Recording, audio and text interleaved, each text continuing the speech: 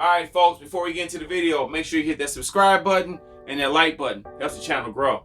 What's up folks, Devon Banks here in the Bass Basement, and this is my 2020 recap. Lures, what worked, what didn't, ups and downs, left and right, the changes, all that good stuff. So let's get right into it.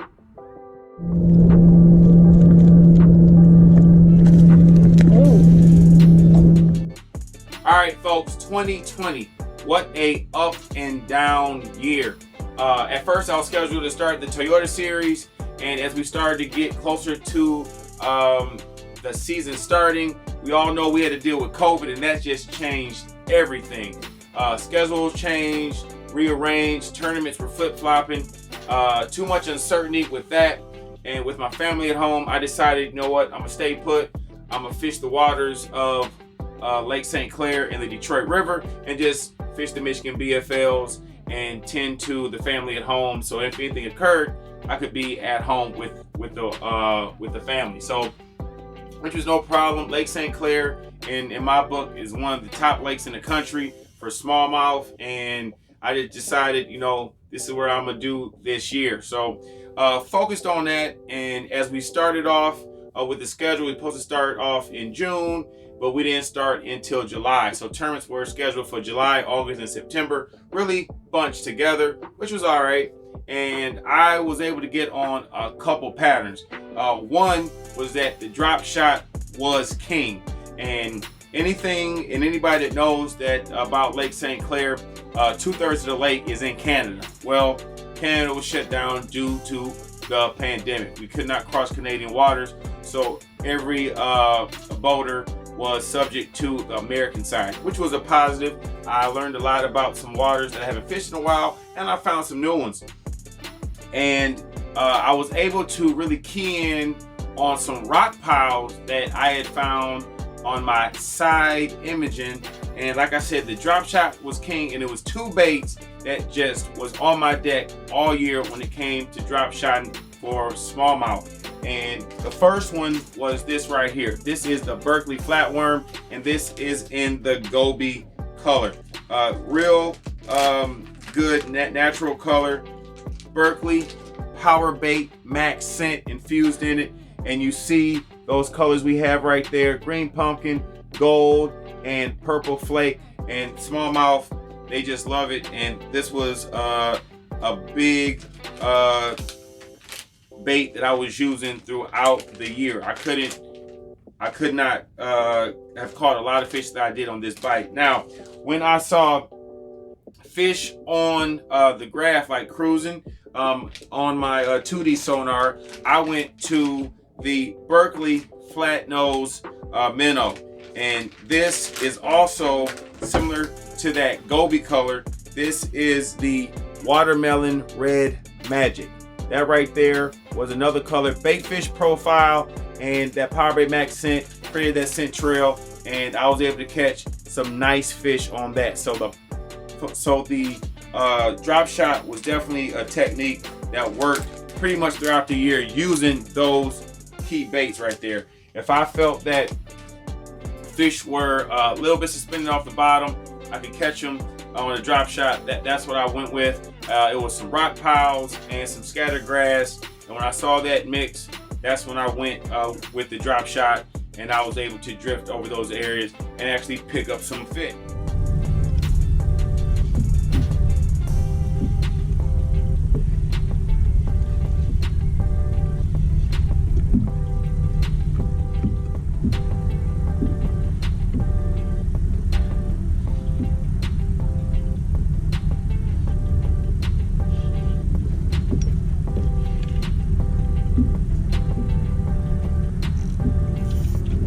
Moved up.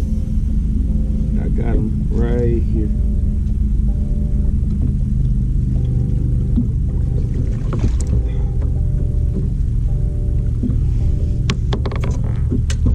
You got another one. Spotlight.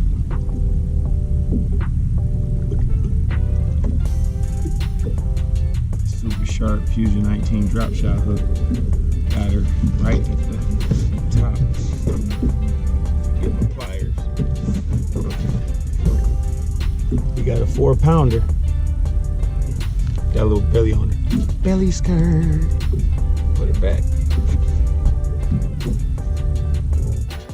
Continuing to stay deep, I went with a crankbait. Now when it comes to the Berkeley dredger, I usually go with the 14.5 in this perch pattern, but I wasn't getting a lot of bites that I usually get. I think the fish were suspended and the bait fish really weren't the size that they usually are around that August time of year. So I went with the 10.5 Berkeley dredger, and that's when I started getting bites. I believe the fish were suspended off the bottom, and when this came across them in that 10 to 12 foot zone, that's when they were able to look up, and that's when they were attacking and get it. So I was able to get a lot of key bites throwing the crankbait, just fan casting those areas where I wasn't getting the bites on the drop shot. That's when I was able to get them on this bait right here. It saved me a couple bites in the third tournament in which I cashed a check. So that right there was a player for me that I was able to catch fish on that 10.5 Berkeley dredger, and that is that perch pattern right there. It mimics the perch very well, and the retrieve was a real erratic one. I would start, stop. I was throwing it on the 7.6 winch rod, that new Veritas rod, very light, and that was a key player with that rod. Was able to help me make long casts, and that Revo EXD that did it too. So 5-4 to 1 gear ratio, and I was just able to really start, stop, and give this bait erratic action at like it was an injured bait fish, and they were able to smash it. So that right there was a key bait for me, that 10.5 Berkeley dredger in the perch pattern. Was one other bait that I used throughout the deep water that I was fishing. And when I mean deep, I'm talking anything from 14 to 20 feet of water, and all actuality 16 to 20 feet of water was the main depth in which I fished throughout the summer. And that bait that I used was the Spy 70, and this was also in the perch pattern. This is the sinking version. So this was the version to where I was able to cast out, count it down to that 12-foot zone, and then start my retrieve. And that's when I started getting bites on the Spy 70 in the perch pattern. Got a couple key bites throughout the year actually on this bait, shallow and deep. But when I fished it deep, I did get some bites on that. So those were three baits that I just kept rotating throughout the year when I was in that 16 to 20 feet of water. And I kept it simple when you fish in St. Clair. Those baits always produce year in and year out. And that perch pattern is a great pattern to use when that's what they're feeding on. Sometimes a pearl pattern works, but I had confidence in that pattern right there in the Spy 70 perch pattern right there. Good key bait. Got one. Nice one too. The shallow bite was a bait that you heard me talk about before. I have real confidence in it, and that was the Berkeley Power Swimmer. This bait right here, this is the 4.3, but I also was throwing the 3.8. I like the 3.8 in that sun gill, and I saw larger fish roaming, so I figured that a larger bait fish profile would sort of get their attention, and then they would strike it. I believe this is the rainbow shad color, and I used the Berkeley Fusion 19 swim bait screw lock hook, and then also on the 3.8 I used a swim bait jig head where the hook was exposed, and I was able to get some fish on that as well. So the swim bait was a key player in shallow water. Also, as I stated before, that Spy 70 was key in shallow water. When I mean shallow water, 4 to 10 feet. When I was able to see them roaming, I was probably in that 6-foot zone, but I was throwing this in 4 to 10 feet a lot throughout the year, and in that deeper water. The Spy 70 was a key player. Oh. I didn't get on this bite until the third tournament, and I should have jumped on it 2 tournaments prior, and that was the Cutter 110 SP.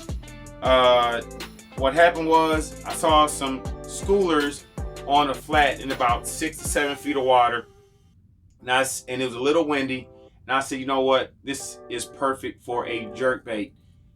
Opened up that Phoenix lid, and I saw my Berkeley cutter box, and I went straight for this one right here. This is the pearl color in the 110 SP. I think this bait goes maybe 5 to 6 feet deep, and I was throwing it on a spinning outfit with Braid to a fluorocarbon leader, about 12 foot leader of 10-pound fluorocarbon, and I really worked this bait erratic with that Braid 7-foot medium Veritas rod, same rod I used for my drop shot. I used in a 30 series spinning reel by Abel Garcia, but this pearl was definitely a color that they were hitting, and this color as well was the perch. I stayed real simple when it came to jerkbait colors in that clear water. I wanted to give them a visual, and the perch pattern in the 110 SP was awesome, and also this pearl, you can tell it's translucent, and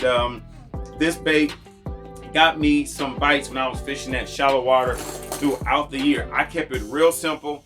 I threw some other baits, but those were the baits that I really started to hone in on and get some confidence in.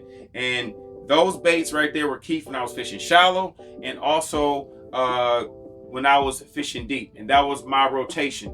On St. Clair, you have a lot of areas where you just have no contours. It's just straight flat, and those are some feeding flats, and those fish sort of replenish. They come up and they go back to the deep water, and that's sort of where I was focusing on some of those areas.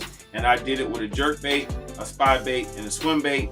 And when I was on the deep water and I was fishing the scattered grass and rocks, I went to the drop shot, the spot bait, and the crankbait. I kept it real simple. I just kept focusing on those areas, and as long as I saw bait fish on my sonar, and as long as I saw fish on my sonar, I knew fish was there. I just had to put the bait in their face to get them to bite. So that was real simple for my baits for the year. I did get a check in the third tournament, and that came off the deep pattern. Looking forward to 2021. Got a lot of new partners. I'm excited about that. Was able to partner with Abel Garcia with the Veritas campaign and get that commercial out. If you haven't seen it, I'm gonna leave a link right up here so you can check that out. That was an awesome experience to work with the group from Livid Films, and they produced a great commercial, so hats off to them. Well, that's it, folks. That's my 2020 recap with the baits I use on the Michigan BFL circuit. When you come up to Lake St. Clair, you don't need a lot of baits. You just need a quantity of the baits that you're going to use. And those are the baits that really caught a lot of fish for me. And I learned a lot this year on Lake St. Clair, just fishing the American side. Moving forward to 2021, looking forward to the Toyota Series, looking forward to fishing Lake Champlain, St. Lawrence River, and Potomac River. Really going to work hard in 2021 to get that berth for the tackle warehouse circuit. And I just got to keep grinding and keep putting my foot forward and keep focusing on that goal. So that's what we're going to do. Make sure you like, comment, and subscribe, and hit that bell.